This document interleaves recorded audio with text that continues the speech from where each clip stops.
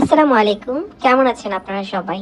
কিছুদিন আগে new market গিয়েছিলাম, সেখান থেকে টুকিটাকি কিছু শপিং করেছি, সেগুলো আজকে আপনাদেরকে দেখাচ্ছি। প্রথমে যে জিনিসটা দেখাচ্ছি সেটা হচ্ছে গিয়ে একটা ওড়না। এটা একটা কফি কালারের পিওরের ওড়না ছিল। এটা আমি কিছুদিন আগে একটা আড়ঙের জামা কিনেছি, সেটার সাথে ম্যাচিং করে নিয়েছি। আমি জামার ছবিটা সাইডে অ্যাড করে দিয়েছি, আপনারা চাইলে আগের ভিডিওটা দেখে আসতে পারেন।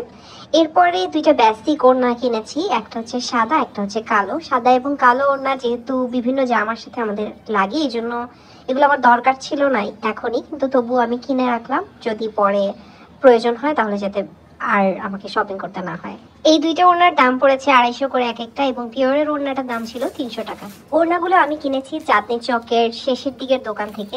এরপর আমার একটা সানগ্লাস লাগতো, তো আমি চায়না মার্ট থেকে একটা সানগ্লাস নিয়েছিলাম। এটা ডেফিনেটলি ভার্সাচির একটা রেপ্লিকা সানগ্লাস ছিল।